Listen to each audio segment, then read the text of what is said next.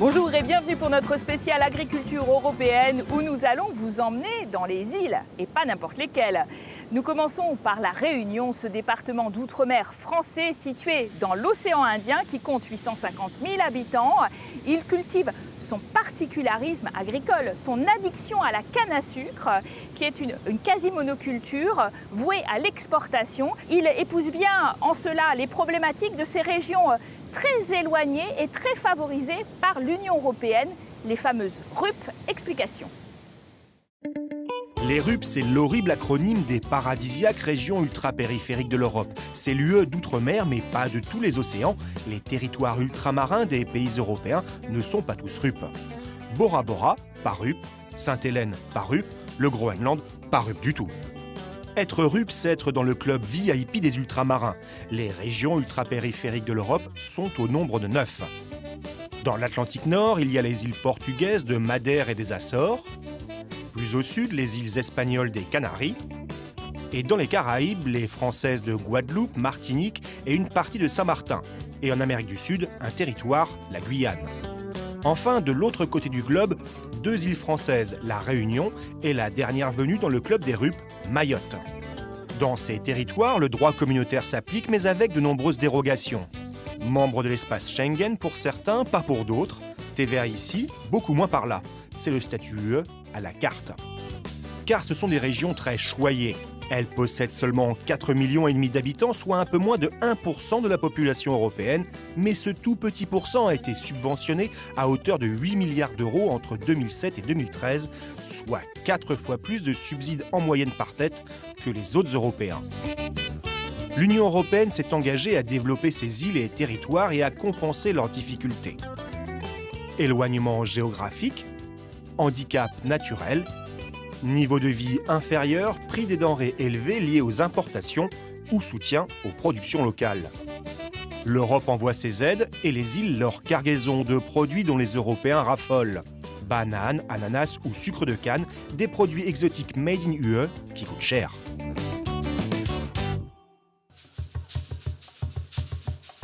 Et pour commencer notre visite de la Réunion, nous sommes avec un premier invité. Philippe Jean-Pierre, bonjour. Bonjour. Vous êtes économiste et vous constatez que le secteur agricole est très important pour cette île. Totalement. L'agriculture à La Réunion est un secteur important. D'abord parce qu'il faut nourrir plus de 800 000 personnes à La Réunion et dans ce cadre sécuriser l'alimentation de cette population. Nous l'assurons déjà grâce à cette agriculture qui a été montée depuis maintenant plus d'une cinquantaine d'années, à peu près à 70%. Et ensuite, parce que, vous l'aurez constaté, parmi de nombreuses îles, l'île de la Réunion appartient à ce groupe rare d'îles où il existe une véritable industrie agroalimentaire, un secteur agro-industriel intégré. Comme dans beaucoup d'autres secteurs économiques, l'Union européenne et les politiques européennes ont été très importantes pour soutenir les secteurs, et en particulier la politique agricole commune, car sans ces aides, sans ces soutiens, sans ces accès au marché, l'agriculture réunionnaise n'aurait pas connu cette diversification et sans doute son existence aurait été remise en cause. Alors nous avons choisi de nous installer au musée Stella Matutina de Saint-Leu, dont le directeur scientifique nous explique tout de suite la philosophie.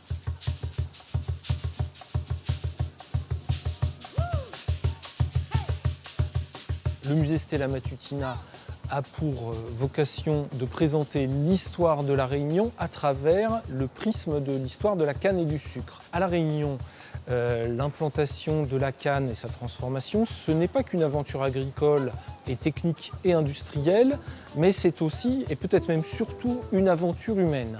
Parce que pour planter et transformer la canne, on a besoin d'une main-d'œuvre nombreuse que l'on va aller chercher à travers l'esclavage, puis à travers l'engagisme, en Europe, en Afrique, à Madagascar, en Inde, en Extrême-Orient. Et c'est cette diversité des populations qui va donner une culture créole unique, qui fait la synthèse de ces différences.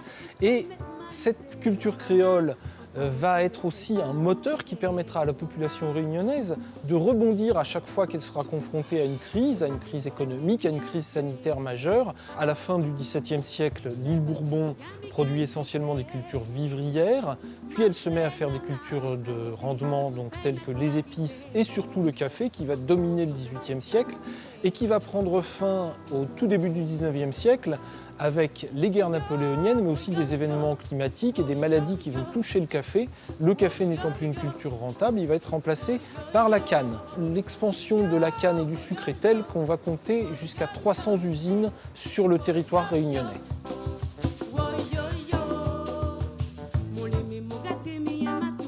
On voit bien que cette canne à sucre s'est installée dans le paysage et dans l'agriculture de la Réunion de façon très majoritaire.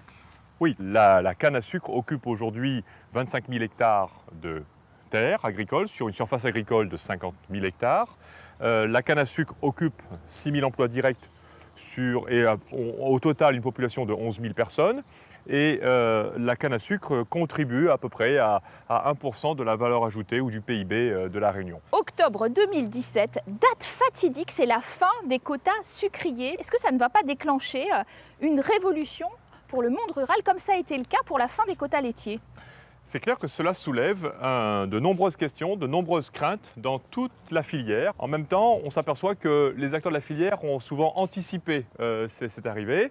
On peut le voir lorsqu'on observe des déclassements de terrain qui ont été opérés, lorsqu'on observe des comportements en termes de replantation et lorsqu'on observe le fait que l'une des craintes, c'est que ce soit chez les producteurs de sucre comme chez les producteurs de canne, que ces champs se transforment vite en béton, soit au profit d'hôtels, soit au profit de maisons, et que c'est peut-être là, finalement, une entame à la dimension environnementale de la canne à sucre. Alors on le comprend bien, en tant que Réunionnais, vous ne voulez pas tellement le bétonnage de ces très belles et très vertes pentes réunionnaises. Mais tout de suite, nous allons à la rencontre des industriels et des producteurs de canne à sucre pour découvrir, avec la fin des quotas sucriers, leurs craintes, leurs exploits aussi. C'est un reportage de notre envoyé spécial, Johan Baudin.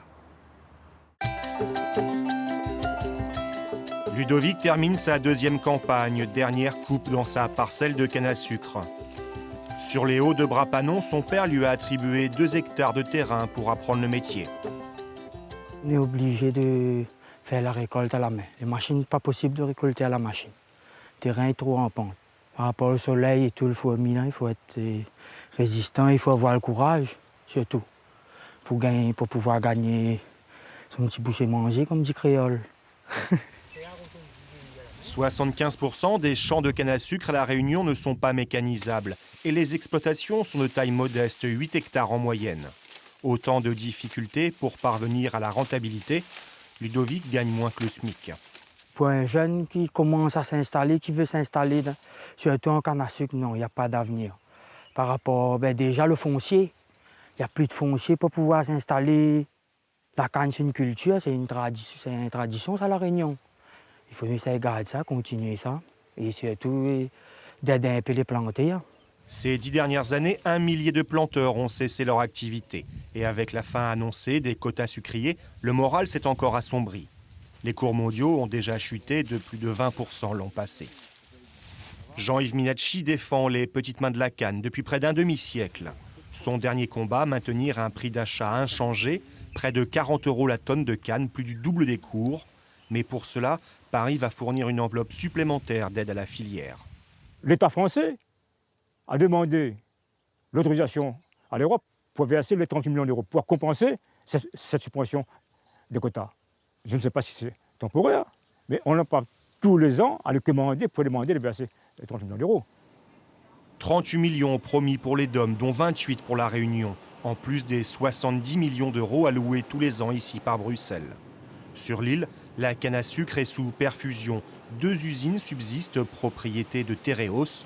En contrepartie des aides, le géant sucrier s'engage à maintenir des prix fixes pour les planteurs et donc de l'emploi local. 45% des sucreries européennes ont fermé entre 2006 et aujourd'hui. Dans un territoire comme l'Europe, il y a d'autres possibilités de redéploiement. Dans des territoires comme les départements d'outre-mer, avec plus de 20% ou 25% de chômage et 60% des jeunes de moins de 25 ans au chômage, on n'a pas des milliards de possibilités à côté. On a réussi à travailler, à faire reconnaître nos arguments et notre utilité, on peut dire presque sociale. C'est pour ça qu'on bénéficie de ce soutien. 180 millions de tonnes de sucre sont produites dans le monde chaque année, aux 3/4 issues de la canne cultivée dans des pays émergents où Tereos est déjà bien implantée et où les coûts sont bien inférieurs à ceux de La Réunion. L'île produit un petit 200 000 tonnes annuelles, un grain de sucre pour Tereos, mais un gagne-pain pour les planteurs.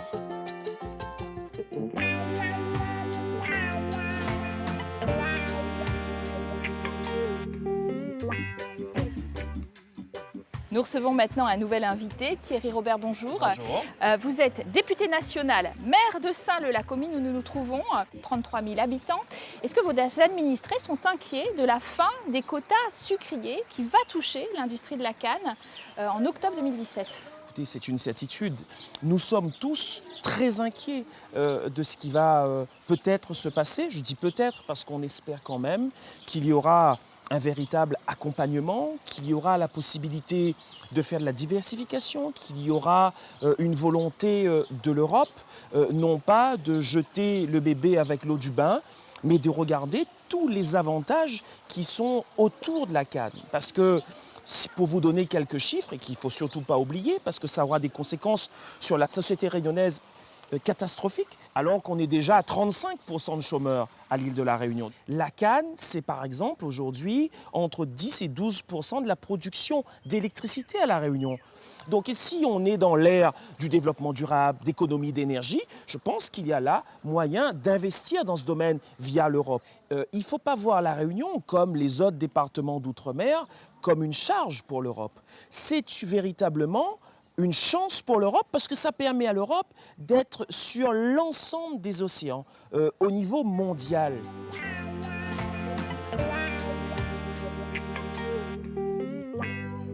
Alors nous sommes sur les hauteurs de Saint-Leu, dans le jardin botanique Mascarin, qui contient des espèces endémiques. Ça, c'est une autre filière intéressante. Effectivement, sur plusieurs hectares ici, il y a des espèces endémiques. Mais vous savez qu'à La Réunion, les espèces endémiques, il y en a, j'allais dire, des tonnes, ou presque.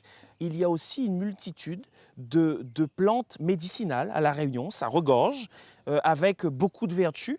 Et l'idée, c'est aussi, dans ce cadre de fin de quotas sucriers, même si j'ai donné mon avis sur la canne et sur ma volonté quand même d'avoir une transition souple et en tout cas adaptée à La Réunion, il y a une filière qu'on pourrait développer avec l'Europe. C'est la pharmacopée locale, c'est de la recherche. Mais la canne à sucre, elle est aussi en concurrence directe avec les betteraves de la métropole qui sont nettement moins chères. C'est vrai que nous sommes dans la mondialisation. Il faut s'adapter. Il ne faut pas voir la canne à La Réunion comme simplement ce petit carré de sucre qu'on va comparer avec le carré de sucre de la betterave. Il y a les sucres spéciaux, mais que vous pouvez trouver nulle part ailleurs. C'est les meilleurs sucres spéciaux au monde, les sucres qui proviennent de la canne à sucre de La Réunion. La betterave, je ne sais pas. Un peu de rhum aussi. Le rhum. Mais le rhum, on pourrait dire qu'il y a la concurrence des Antilles ou d'autres départements d'outre-mer. Alors la fin des quotas sucriers, c'est aussi un enjeu en métropole, en particulier pour les betteraviers. Et notre reporter Anaïs Guérard est allée constater leur réaction un petit peu différente de celle de La Réunion. On regarde. 1000 camions, 23 000 tonnes de betteraves par jour, il n'en faut pas moins pour faire tourner la plus grosse sucrerie au monde. À Connantre, à 130 km à l'est de Paris, de septembre à mi-janvier, l'usine fonctionne à plein régime pour produire 300 000 tonnes de sucre blanc par an. Après avoir eu peur de la fin des quotas sucriers, le géant du sucre y voit aujourd'hui l'opportunité d'augmenter sa production. Il n'y a pas de risque de saturation, en tout cas pour le moment on ne les voit pas. On sait que le marché est quand même très demandeur. La croissance mondiale de la consommation est de l'ordre de 1 à 2% par an et ça ne date pas de l'année dernière. Ça fait 30 ans que ça dure. Fini le plafond des 13,3 millions de tonnes en Europe. L'Union anticipe une augmentation des exportations jusqu'à 2,3 millions de tonnes d'ici 2020. Le numéro 1 français Tereos vise le marché de l'Afrique et de l'Europe de l'Est. Il table sur un quart de production supplémentaire pour 2017. Concrètement, on travaillera toujours 23 000 tonnes par jour, mais au lieu de travailler 100, 110 jours par campagne, on travaillera 130 jours. Toujours plus de productivité. Pour alimenter l'usine, il faudra plus de matières premières. Tereos souhaite une augmentation de l'ordre de 25% de la surface cultivée.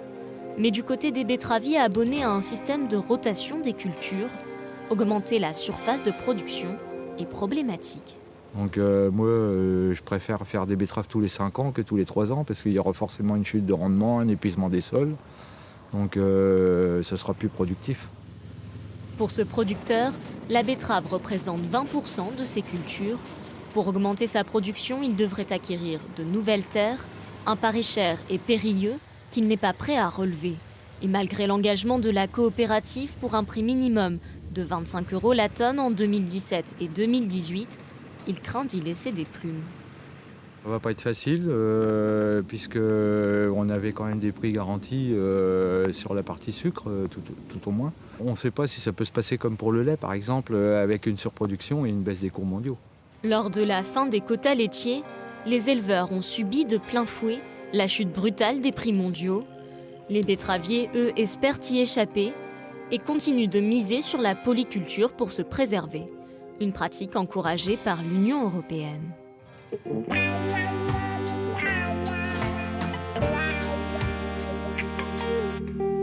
C'est la fin de cette première partie au-dessus des champs de canne de la Réunion. Nous nous envolons pour la seconde partie vers une autre île, non plus dans l'océan Indien, mais dans l'Atlantique. A tout de suite.